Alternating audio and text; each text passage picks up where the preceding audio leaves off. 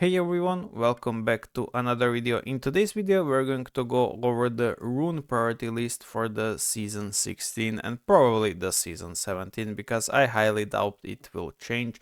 I have also added the Season 17 heroes in the priority list as well, so I will go over it. Starting off we have the paid runes, so all of these runes in this tier are the paid runes. These 4 heroes especially are only paid for, whereas the other 3 are pretty much paid for right now, but they will be accessible to the free-to-play players in the following seasons, which is going to be season 18, I believe. So starting off with the paid heroes runes is going to be Hela, Lucifer, then Yingzheng and Victoria, although I don't think Victoria does require her legendary runes anymore.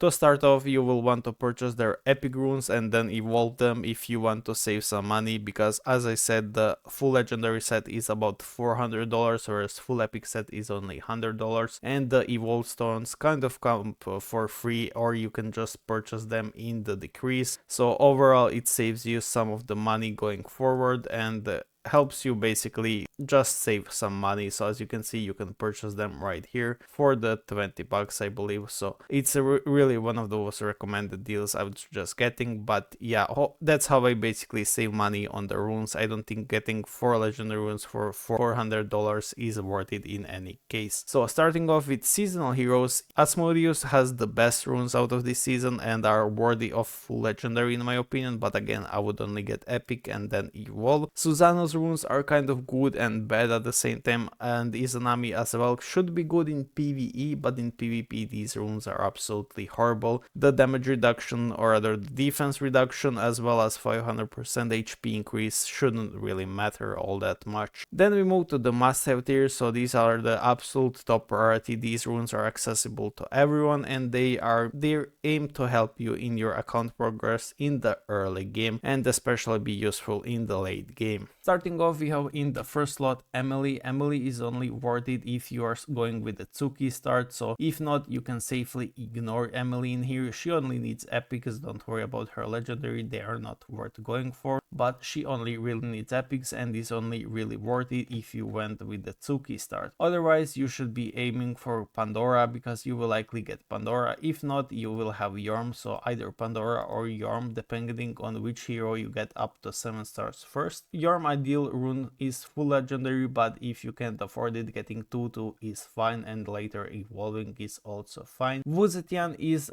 ideal slot, also full legendary, but if you can't afford it, just go for the epics and then later evolve it. Babylon ideal in my opinion is going to be 2 epic, 2 legendary, and I'm going to explain why. So the difference between full legendary and 2-2 is only 25% reflect rate times 5 because it works on the 5 heroes in the battle. So 125% reflect rate for 400 legendary rune coins is not worth it. And for the secondary effect, the limit goes from 50 to 100 and you can never really truly achieve 100 because the actions are limited to 5 per round. So each hero in the battle only has one singular action during the round. So you have 10 rounds times 5, that's 50. You basically cap this out at the round 10, which is pretty nice because you rarely make all 5 heroes live long enough to that round, so even likelihood of stacking it in the 10th round is very low, so you will likely stack it in like 12 to 13. I'm imagining some heroes survive that long, which is rarely the case without Lucifer.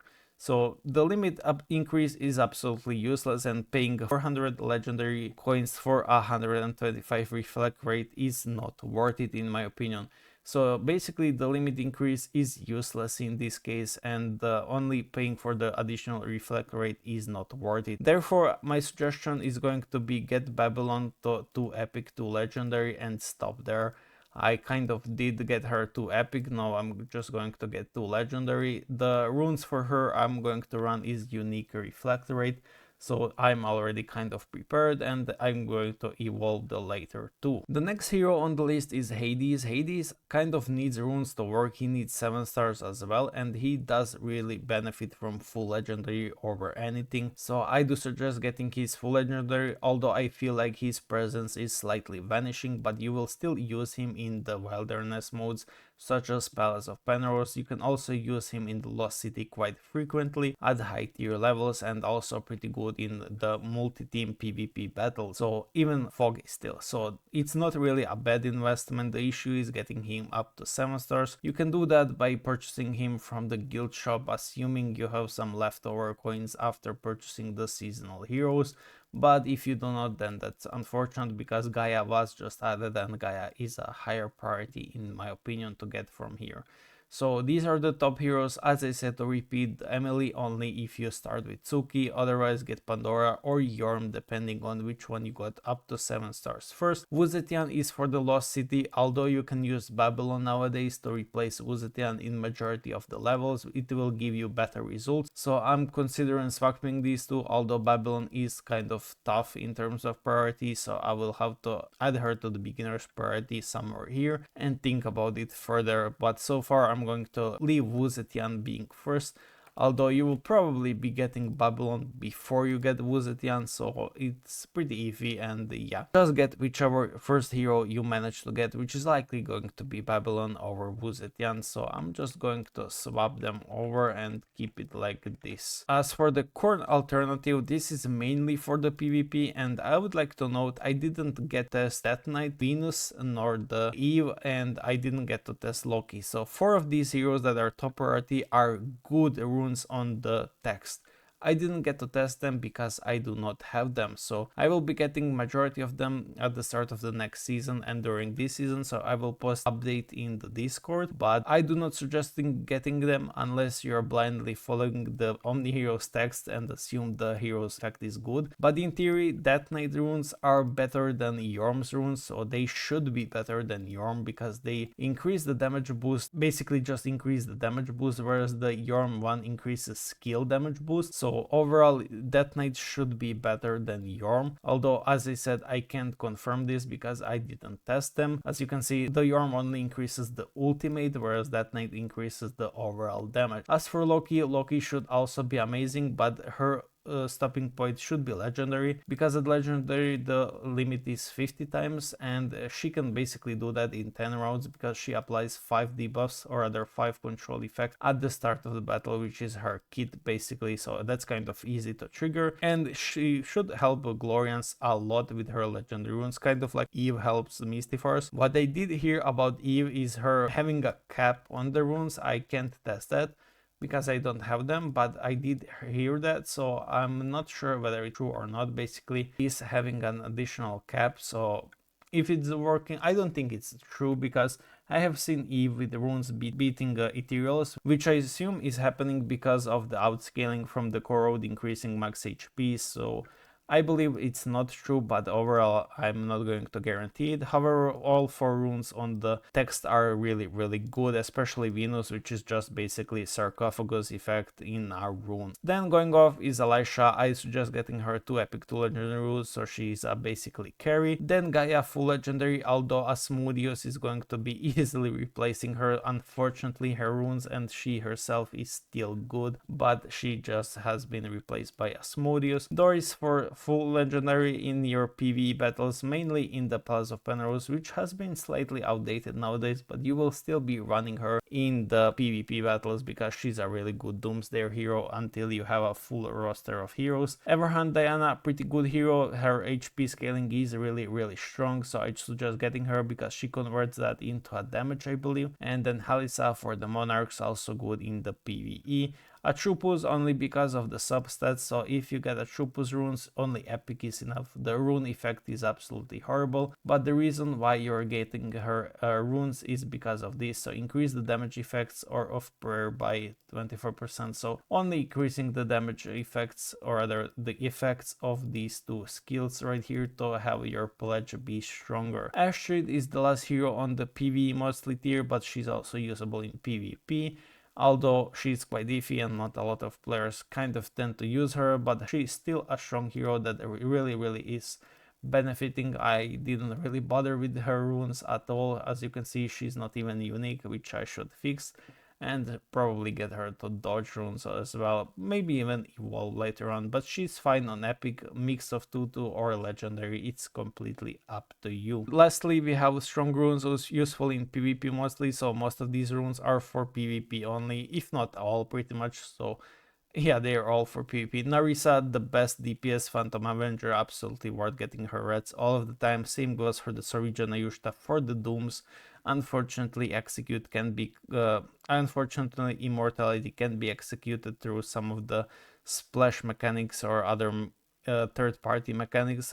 Gaia's is also, as I said, for PvP and PvE amazing. Unfortunately, Asmodeus is here, so she's a second tier Mystifiers now. Then we have Isis, still strong, still pumping, so one of the stronger heroes in the game, but unfortunately she's been kind of overshadowed because Avenger Monarchs are no longer what they used to be. But I believe they will make a comeback when Isis gets her X status, so when you will be able to give her +2 Avengers kind of with Aphrodite. So just Aphrodite and Isis together will be able to form 4 Avengers. I believe that will make them come back. Maybe still strong for those who do not have a maxed out account, and suggested Aphrodite only because with her epic runes you're able to steal enemies even through the CC, so even if your Aphrodite is stunned, she will have 25% chance to apply Phantom Illusion. As I said, this is pretty good, and it goes up at higher stars, but a full epic is pretty much enough just to basically give you more chance to win during if your Aphrodite is permalocked against like ethereals. Then we have Audrey, which is unfortunately been kind of benching hero until she gets +2 on Glorians. I believe she will remain that way, but her legendary runes are really good. I do have her epics, although I do wish I had her legendary runes. I believe they are pretty good because she will seize all enemies healing to 100% and restore it as her own. She also applies Vital Drain, which is why I only got her epics, but eventually I will probably get her legendary runes as well. Lastly, we have Lancelot. Lancelot is still a solid hero for those who do not have a decked out Mystifiers teams, because he will apply Phantom Illusion with 40% chance with his legendary runes, so pretty solid hero nonetheless. Allows you some RNG to win. Then later we have some team dependent or meta dependent picks, niche picks, strong heroes, niche runes that are okayish.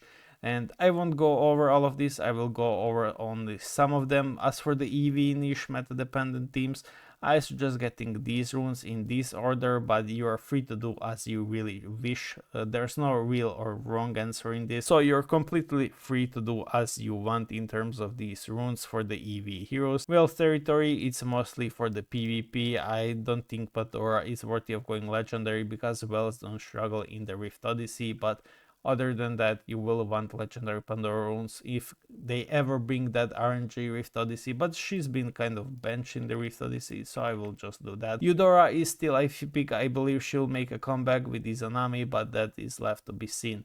So to go over the strong hero okay runes, I suggest getting Leviathan runes. They're pretty good for the PvP. Maybe I should get them instead here. So I will just do this real quick. As for the others, Hera, Argdina, and Dorabella, all 3 runes are horrible.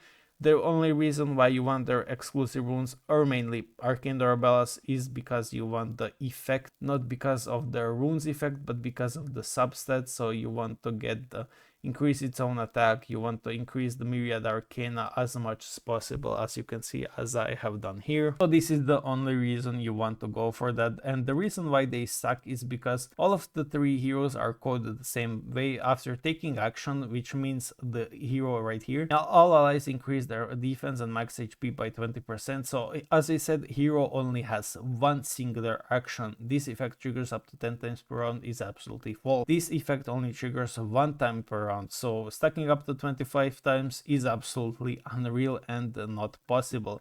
They will someday fix this. You will see this will get fixed 100% someday, and these runes will be pretty good and probably the best to go for a legendary. But until then, just get them epics, and someday we will see a fix, and someday they will be good. Other than that, not worth chasing. Same applies for the Arcdina and same applies for the Hera. As for the others, they are pretty niche heroes with the niche runes, but they are not that good.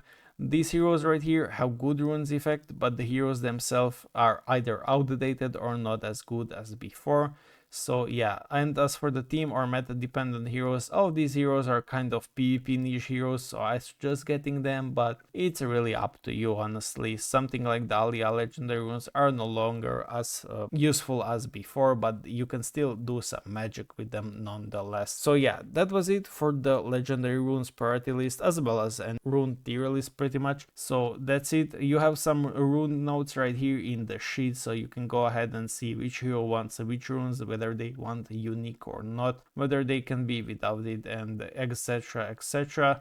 So I do have yet to update this with the new heroes runes, but I do plan to do that in the recent times. And as for this impact, just ignore it. It's for me to have easier time sorting it. And yeah, these are the substats that you're looking for on your runes. This secondary type, which is like you can use dodge on Pandora or you can use DPS. Don't mix. It's not a 2 dodge 2 DPS. It's either 4 dodge or 4 DPS. So yeah, thank you for watching guys, and see you in the next one.